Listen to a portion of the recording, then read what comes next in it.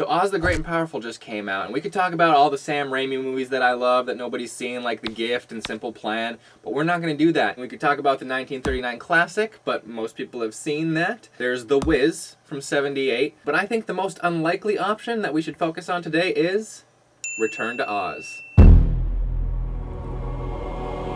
I had a few people last week who were concerned about the spoilers inherent in the cinematic study guide format. So I've changed things around a little bit, and I'm going to completely lay out Acts 1 and 2 for you. Spoilers filled, you'll know everything that happens in Act 1 and 2. You'll have a chance to opt out before I do Act 3, in case you want to watch the movie first. Disney made Return to Oz in 1985, and it is a complete departure from the 1939 Wizard of Oz, as I'm sure you will see. Let's break it down for you. 1985's Return to Oz. So we rejoin Dorothy at the Kansas farm. She's significantly younger and being played by Fairuza Balk. Aunt Em checks in on her and tells her she needs to stop thinking about crazy made-up story places that don't exist. Go to bed, little Fairuza. But Dorothy can't sleep. She sees a shooting star instead. The next morning, Dorothy's favorite chicken, Billina, finds a key that says Oz, which Dorothy is convinced fell from the sky as a shooting star the night previous. She tries to tell Aunt Em about her Oz key, but once again is told, knock it off, kid. You're making stuff up. So they embark to the great city, to a hospital. Dorothy recounts her adventures to this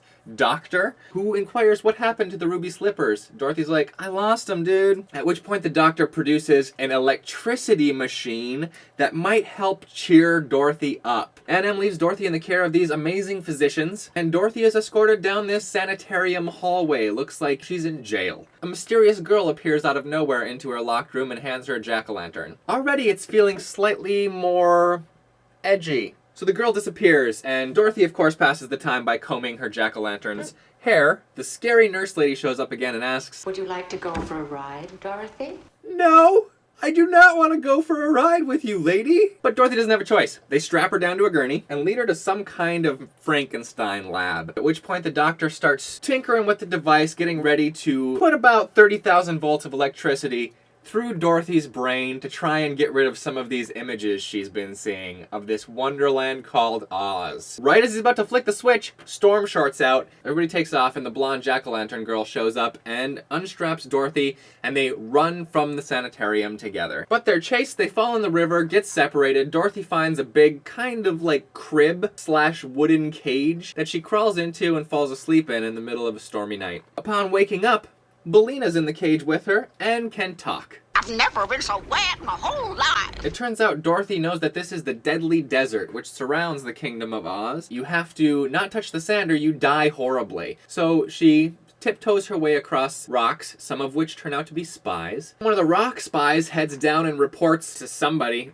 we don't know who, perhaps the devil, that Dorothy Gale is back in Oz. However, be warned, scary overlord of hell, for she has chicken with her. Then Dorothy comes across her old house and the remnants of the destroyed yellow brick road. The Emerald City apparently is also in ruins, and that everybody has been turned to stone. That's right, even our favorite cowardly lion is now a lifeless, cold stone. There's also a bunch of graffito letting her know that you gotta beware of the Wheelers. Never heard of them. So the Wheelers show up, and they are weird-looking dudes. Very scary. She goes down this dead-end alleyway that has one keyhole. She pulls out the old Oz key, works out, closes the door behind her. They then happen upon TikTok, known as the Army of Oz. Dorothy winds them up, springs them, and TikTok beats up all the Wheelers, capturing one who says that it was the Gnome King who took over Oz, turned everybody to stone, and the Scarecrow, who was apparently left King of Oz when Dorothy left. No one knows where he is,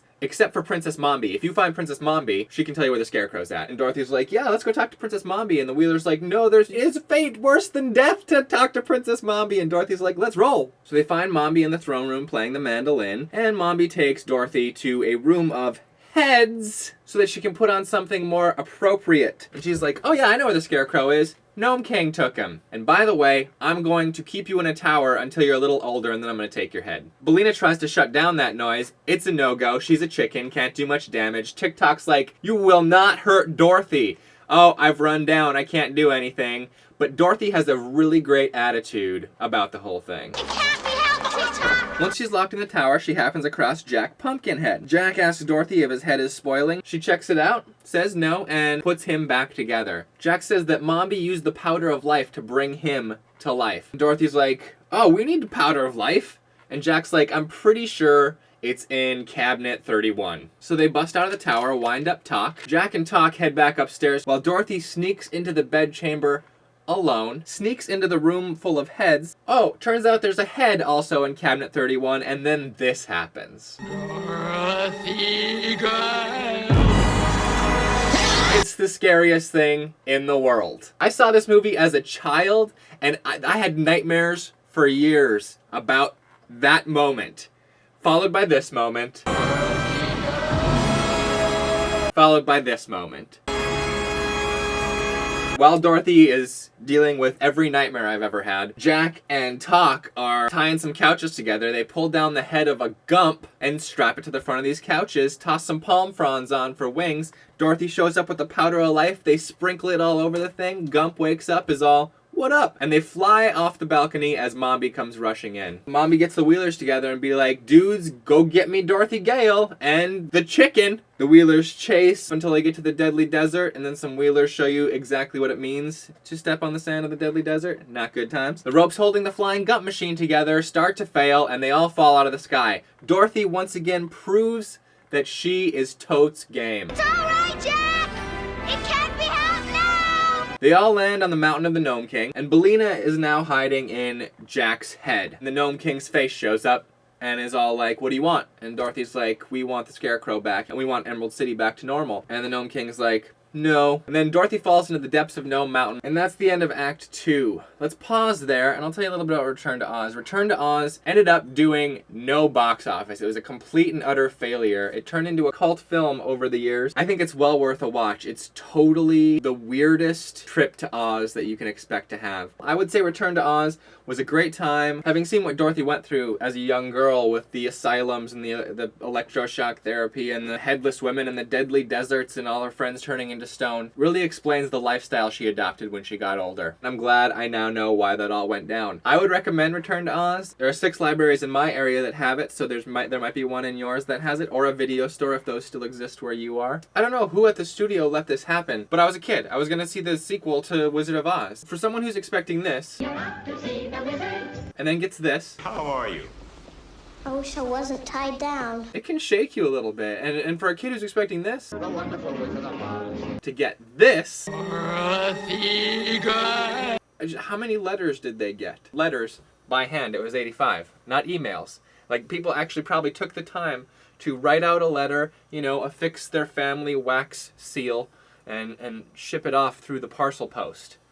Telegrams coming in by the dozens. Let's do a quick checkup for Pops. So the new VFX count for this week is 25 shots done out of the 56 in episode 7. 31 to go. I'm going to keep working on that. I've seen Oz the Great and Powerful at this point. There's a link to my review in the doobs. Also in the doobs, while we're mentioning other things, I went over to my buddy Phil's house, his channel 40 Quarters. Chris mentioned a few updates back, and we played a co-op game together for his channel. There's also a link to that, and that link can be found here as well. Check that out if you want. As for last week's question, of the Bryan Singer offerings, most people were into X-Men and X2 and the House Pilot. This week's question is, if you are going to see Oz the Great and Powerful, which part of it is most intriguing to you? The awesome effects, the fact that it's a Wizard of Oz movie, the fact that it was directed by Sam Raimi, or is it one of the cast members? Is it James Franco, Mila Kunis, Rachel Weisz, or the fact that like Zach Braff is playing the monkey? Where does the interest in this movie lie for you? For those of you who don't want to know the end of Return to Oz, now is your chance to click away. All that's left in this video is Act 3, the conclusion of Return to Oz. Dorothy fell in to the Gnome King's mountain. And the Gnome King is like, check it out. All the citizens of Oz thought that they could come harvest the emeralds from inside my mountain, turn it into the Emerald City. But they stole those emeralds from me, and so now I've turned them all to stone and I've taken my emeralds back. I did take the Scarecrow and I turned him into an ornament, which I then put in my ornament room and can look at fondly. Dorothy is sad about that, and she cries, and then the Gnome King feels bad, and he brings all her new pals down and is like, look, each of you gets to go into the ornament room by yourselves, touch one of the objects, and say the word Oz. It's a little on the nose, but he's a rock, so I feel like that's okay. If it is the Scarecrow, he'll transform back into the Scarecrow, and it'll be great. So the Gump's like, all right, an earthquake happens, and Gnome King's like, oh, I forgot to mention one other thing. If you guess wrong, you're gonna become an ornament. So there's that. And Dorothy's like, you didn't tell us that ahead of time. And he's like, well... So Jack and Bellina, hiding inside his head, go into the room. Earthquake happens. After each earthquake, he's becoming more and more lifelike. He's looking pretty smooth at this point. And it turns out he's got the ruby slippers. Talk heads in. One of the dudes comes by and is like, Gnome King, the army of Oz has stopped looking around and is just standing still. And Dorothy's like, oh, he must have wound down. And Gnome King's like, okay, go ahead and wind him up. And once he fails, then you can fail too, and it'll all be good. She heads in there. She finds TikTok. So he goes up and he touches an object and he says Oz. And it goes dark, and when it comes back on, there's no new object anywhere. Dorothy chooses the ever-popular spin around in a circle with your eyes closed, head forward, and just grab an object at random. Luckily, the object she ends up with is next to an emerald gem, which she picks up instead, and says Oz. Boom! Nails it. Scarecrow's there. He looks nothing like the Scarecrow that I know and love. Instead, he looks terrifying, but that's fine. Dorothy's like, oh, okay, the gem was green. Maybe all of the other objects that are people are green, too. So they go around getting green objects, transforming them back, and they get Jack, and they get the Gump, and then the Gnome King's like, oh, no, it's all gone wrong. So he starts destroying everything, grabs Jack, totally gonna eat him. Bellina, inside Jack's head, is so scared, she lays her first egg ever. And it rolls out of Jack's head into the Gnome King's mouth. And the Gnome King then tells us, don't you know eggs are poison to gnomes? Okay, I didn't. I do now. Good information to have. Dorothy grabs the slippers and wishes for all of Oz to go back to normal. She clicks her heels, boom, and everything looks like the Oz that I expected to see as a child. Jack-o'-lantern girl from the asylum shows up on the other side of one of the mirrors dressed like a princess. So Dorothy pulls her through the mirror and everyone's like, oh, hey, it's Ozma. Ozma's the rightful ruler of Oz. That's who that is. And they wanted Dorothy to stay and be queen, but Dorothy wants to go home. Dorothy wakes up next to a river. Toto finds her, and then Uncle Henry and Aunt Em find her, and everyone's so happy that they decide to send the woman who works in the sanitarium off in the back of this, like, jail cart. I mean, she was well within her rights to kind of perform the practices of the hospital. I don't know why they were arresting her. I really don't. So Dorothy's then back on the farm. Dorothy and Toto play outside. Boom! Return to Oz.